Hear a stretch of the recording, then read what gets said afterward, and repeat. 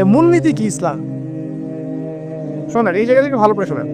নবী সাল্লাল্লাহু আলাইহি ওয়াসাল্লাম বসে আছেন মসজিদে। একজন ব্যক্তি আসলেন, ব্যক্তির গায়ে ধবধবে সাদা জামা, চুলগুলো কুচকুচে কালো, এবং তাকে মদিনার কেউ চিনে না। লা ইউরা আলাইহি আসারুস সাফর, তার গায়ে সফরের কোনো চিহ্ন দেখা যাচ্ছে না। তিনি আসলেন, এসে নবী সাল্লাল্লাহু আলাইহি ওয়াসাল্লামের হাঁটুর সাথে হাঁটু লাগিয়ে দিয়ে বসে পড়লেন। বসে নবীজিকে 4টা প্রশ্ন করলেন। কয়টা প্রশ্ন? 4টা। তার মধ্যে প্রথমটা হচ্ছে আখবিরনি আনিল ইসলাম, হে মুহাম্মদ সাল্লাল্লাহু আলাইহি ওয়াসাল্লাম, আমাকে ইসলাম সম্পর্কে বলো যে ইসলাম কি? ইসলাম কি জিনিস? ইসলামের ব্যাখ্যা কি? সংজ্ঞা কি? নবীজি বলছে সাল্লাল্লাহু আলাইহি ওয়াসাল্লাম, আর ইসলাম হচ্ছে আন তাশহাদু আল লা ইলাহা ইল্লাল্লাহ, তুমি সাক্ষ্য দিবে যে আল্লাহ ছাড়া কোনো ইলাহ নাই, ওয়া আন্না মুহাম্মাদান আবদুহু ওয়া রাসূলুহু, এবং মুহাম্মদ সাল্লাল্লাহু আলাইহি ওয়াসাল্লাম আল্লাহর বান্দা এবং রাসূল। এটা এক নাম্বার, ইসলামের ভিত্তি এটা। নাম্বার 1 হলো কালিমা। কালিমার মধ্যে 2টা অংশ। কয়টা অংশ? একটা হচ্ছে লা ইলাহা ইল্লাল্লাহ, মানে আল্লাহ পাকের তাওহীদ ছাড়া অন্য কোনো কিছু চলবে না। 2 নাম্বার হচ্ছে মুহাম্মদুর রাসূলুল্লাহ, মানে নবীর সুন্নাত ছাড়া অন্য কোনো সুন্নাত চলবে না। সিম্পল। লা ইলাহা ইল্লাল্লাহ মানে আল্লাহ ছাড়া কিছুই নাই, মানে আল্লাহ ছাড়া কোনো রিজিক দাতা নাই, কোনো পালনকর্তা নাই, কোনো সন্তান দাতা নাই, কোনো জীবন দাতা নাই, কোনো মৃত্যু দাতা নাই, কোনো বিধান দাতা নাই, আল্লাহ ছাড়া কিছুই না। মানে আল্লাহ পাকই সব, আল্লাহ থেকে সব পায়। নাকি অন্য কোনো ইলাহ আছে? আস্তাগফিরুল্লাহ, অন্য কোনো ইলাহ আছে? নাই। এটা হচ্ছে শিরক মুক্ত তাওহীদের স্টেটমেন্ট। লা ইলাহা ইল্লাল্লাহ মানে শিরক মুক্ত তাওহীদ। শুধু এটা মুখে জিকির না, পালন করে দেখাতে হবে। যদি ইবাদত বন্দেগীতে আপনি আল্লাহর দাসত্ব করেন, সেজদা দেন, আল্লাহকে সেজদা দেন, ইবাদতে লা ইলাহা ইল্লাল্লাহ ঠিক আছে। অর্থনীতিতে গিয়ে আপনি সুদ খাচ্ছেন, আল্লাহর বিধান মানছেন না, ওখানে লা ইলাহা ইল্লাল্লাহ ঠিক নাই। বুঝতে পারছি না? জীবনের সব ক্ষেত্রেই লা ইলাহা ইল্লাল্লাহ আনতে হবে, তারপরে তো হবে লা ইলাহা ইল্লাল্লাহর কায়েদ। না তো হইল না কিছু। 2 নাম্বার, মুহাম্মদুর রাসূলুল্লাহ মানে আপনি অন্যের মন গড়া কোনো আদর্শ, দর্শন, সুন্নাত ফলো করতে পারবেন না। আপনাকে মুহাম্মদ সাল্লাল্লাহু আলাইহি ওয়াসাল্লামকেই রোল মডেল মানতে হবে। এর নাম মুহাম্মদুর রাসূলুল্লাহ।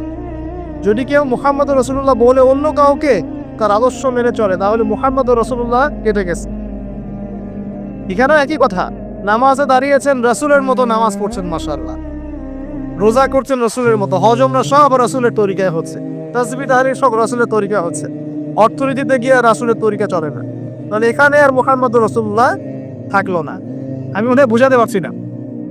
মানে জীবনের সব ক্ষেত্রেই লা ইলাহা ইল্লাল্লাহ মুহাম্মদুর রাসূলুল্লাহ থাকতে হবে, শুধু একটা অংশে নয়। এটা 1 নাম্বার। 2, ওয়ান তুকিমাস সালাহ, এবং যখন তুমি সালাত কায়েম করবে। ইসলামের 2 নাম্বার পিলার কি? সালাত কায়েম করা। সালাতের বিষয়ে জাস্ট 2টো হাদিস বলে দিই আমি, তাহলে আপনার যথেষ্ট হবে ইনশাআল্লাহ। একটা হাদিসে নবীজি বলেন, মান তারাকা সালাতান মুতাআম্মিদান ফাকাদ কাফার, কেউ যদি ইচ্ছাকৃতভাবে নামাজকে ছেড়ে দেয়, সে ব্যক্তি কিন্তু কুফরি করলো। কি করলো? আমরা যারা নামাজ পড়ছি না, আমরা কিন্তু কুফরির মধ্যে আছি। মুয়াজ বিন জাবাল রাদিয়াল্লাহু আনহু কে নবীজি বলেন, মান তারাকা সালাতান মুতাআম্মিদান ফাকাদ বারিআত মিন জিম্মাতিল্লাহ, কেউ যদি নামাজ ছেড়ে দেয়, ফরজ নামাজ তার উপর ছেড়ে দেয়, ত্যাগ করে, সে ব্যক্তি আল্লাহর জিম্মাদারি থেকে মুক্ত হয়ে গেল। আল্লাহ জিম্মাদারি নাই তার উপরে, আল্লাহ পাকের কোনো রেসপন্সিবিলিটি নাই তার উপরে, আল্লাহ ছেড়ে দিয়েছেন তাকে, যাও। একটা হাদিস আছে, বাইনা রাজুলি ওয়া বাইনা শিরকি ওয়াল কুফরি তারকুস সালাহ, একজন আল্লাহর বান্দা আর একজন কাফের মুশরিকের মাঝে পার্থক্যই নামাজ। নামাজ নাই, ইসলাম নাই। শুধু আইওয়াস শোডাউন দিয়ে কিচ্ছু হবে না ভাই। 5 ওয়াক্ত নামাজ আগে ঠিকঠাক মতো পড়তে হবে, পড়তে হবে না ভাই? আমাদের যুব সমাজ এখন রাত 3:30টায় খেলা দেখতে বসে, তাহাজ্জুদে ওঠার সুযোগ হচ্ছে না, ফুরসত হচ্ছে না। 3:30 4টা হলেও উঠতে হবে, অ্যালার্ম দিয়ে রাখবে, আর্জেন্টিনার খেলা আছে, কিন্তু আরেক ঘন্টা পরে ফজরের নামাজ, ওই খেলা দেখি ঘুম, ফজরের নামাজ। এই যে ঢাকায় দেখলেন না, ছবি দেখলে মনে হয় একটা তিল পরিমাণ জায়গা নেই মানুষের দাঁড়ানো, পর্দার সামনে একটা তিল পরিমাণ জায়গা নেই মানুষের দাঁড়ানো। হই হুল্লা করতেছে, নাচছে, গাচ্ছে, স্মোক করতেছে, ড্রিঙ্কস করতেছে। মিডিয়া এগুলোকে প্রমোটও করতেছে। মিডিয়া প্রমোট করতেছে মানে কি? মিডিয়া দেখাচ্ছে মানে বিশ্ব কত ভালো আছে এখন, কত সুখ আমাদের, হ্যাঁ আমাদের সুখী সুখ, খালি সুখে সমৃদ্ধ জীবন যাপন করতেছে, খেলা দেখতেছে, নাচতেছে নাকি। অথচ দেখেন ইকোনমিক সেকশনের কি অবস্থা দেখেন, দেখেন কি অবস্থা দেশ। এই যে আমাদের সমাজের, যুব সমাজের নৈতিকতার অবস্থাগুলো দেখেন, ধর্ষণের হার দেখেন, জেনার হার দেখেন, মাদকাসক্ত মানুষদের হার দেখ, কত হারে মানুষ মাদক খাচ্ছে, পরকীয়ার হার দেখেন, ব্লু ফিল্মসের হার দেখেন। ওদের ভাবখানে এমন যে খুব সুখ আমার জীবনে, খেলো আর খেলো। খেলার দলিল তো কোরআনে আছে তো, হ্যাঁ। আল্লাহ পাক বলছেন এই দুনিয়ার জীবনটা হচ্ছে খেলতামাশার কথা। খেলার দলিল কোরআনে তো আছে, ওমা হাযিহিল হায়াতুদ দুনিয়া ইল্লা মাতাউল গুরুর, এরকম একটা আয়াত আছে সূরা হাদীদের মধ্যে। আল্লাহ পাক আছে, আল্লাহ পাক বলেছেন যে ইলামু, তোমরা জেনে রাখো, আন্নামাল হায়াতুদ দুনিয়া লাইবু ওয়া লাহ, তোমরা জেনে রাখো যে এই দুনিয়ার, পুরো দুনিয়ার জীবনটাই খেলা, খেলতামাশা। ওয়া হুয়া, ঠাট্টা হাসি ঠাট্টা, মানে এটা কি বলা বাংলা দিয়ে, ভ্রম, ভ্রম, মায়া মোহ ভ্রম। তোমরা জেনে রাখো দুনিয়ার জীবনটা খেলা, খেলতামাশা, ভ্রম, মিছে মায়া। ইলামু আন্নামাল হায়াতুদ দুনিয়া লাইবু ওয়া লাহু ওয়া যিনাতু ওয়া তাফাখুরুম বাইনাকুম ওয়া যাকাত, এবং দুনিয়ার জীবন হচ্ছে একে অপরের সাথে প্রাচুর্যের প্রতিযোগিতা। এগুলা আল্লাহ পাক বলছেন, তো খেলার দলিল তো কোরআনেও পাওয়া যাচ্ছে না? দুনিয়ার জীবনটাকে আল্লাহ বলছে ওমা হাযিহিল হায়াতুদ দুনিয়া ইল্লা মাতাউল, পুরো দুনিয়ার জীবনটাই হচ্ছে মাতাউল গুরুর, প্রতারণা, ধোঁকা, মরিচিকা ছাড়া কিছুই না। আর প্রমোট করা হয় যে বিউটি কন্টেস্ট হচ্ছে, মনে হচ্ছে কত সুখ আমাদের, হ্যাঁ, মেয়েরা একদম অর্ধনগ্ন নগ্ন হয়ে ফ্যাশন শো করছে, প্রমোট করছে, দেখো এগুলো সবাই কি সুন্দর জিনিস, কত সুখ, কত সুখে আছি আমরা। খেলতেছে মানুষ, দেখো ব্রাজিল আর্জেন্টিনা খেলা হচ্ছে, কত সাপোর্টার, কত সুখ, কত মজা, কত লজ্জাত দুনিয়াতে, হ্যাঁ। মানে কি প্রমোট করতেছে দেখেন, মানে রিয়েলিটি। একটা কথা বলেছে অনেক লেকচারে যে এই ফিতনাময় যুগ, দাজ্জালের যে যুগটা হবে না, ওই যুগে বাস্তবতা আর ভিজুয়াল ওয়ার্ল্ড হবে আকাশ পাতাল পার্থক্য। মানে যে আপনি দেখবেন সেটা সত্য না, ভিতরের বিষয়টা সত্য, যেটা আপনি দেখতে পাচ্ছেন। যা আপনি দেখবেন সেটা সত্য না, যা সত্য তা আপনি দেখতে পাচ্ছেন। এটা হবে দাজ্জালের যুগ। কেমন? খিদিরের মতো। নৌকা ফুটা করলেন কেন? সন্তান হত্যা করলেন কেন? বাচ্চা হত্যা করলেন কেন? আর এই যে দেয়াল নির্মাণ করলেন কেন? তিনটা ক্ষেত্রে মুসা আলাইহিস সালাম ভেটো দিচ্ছেন, খিদির আলাইহিস সালাম বলছেন যে পিছনে কারণ আছে, কারণ আছে না? দাজ্জালের যুগটা এমন হবে, বাহ্যিকভাবে যেটা দেখছেন চোখ দিয়ে এটা সত্য নয়, ভিতরে যেটা আছে ওটা সত্য। ভিতরটা সবাই দেখতে পারবে না, দেখতে হলে খিদির হতো।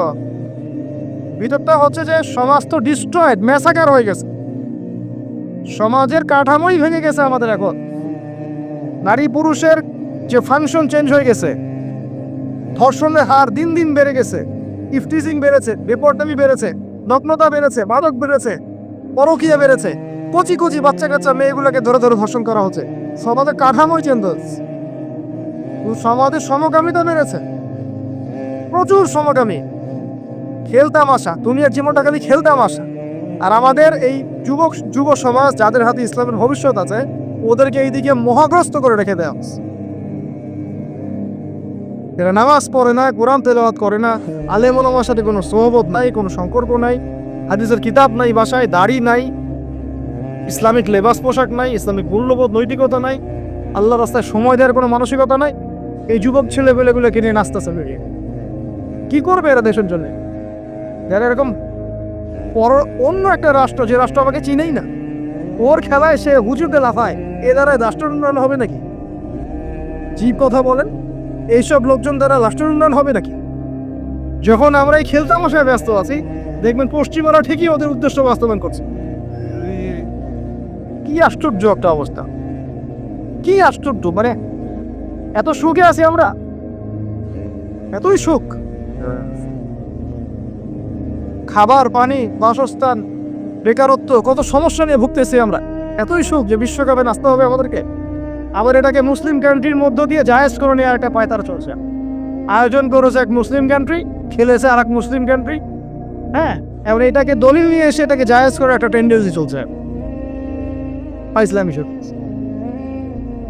অথচ যেখানে যেখানে এগুলো হচ্ছে তার পাশে ইয়েমেন পড়ে আছে, তার পাশে সিরিয়া পড়ে আছে, যেখানে লক্ষ লক্ষ মানুষ না খেয়ে পড়ে আছে।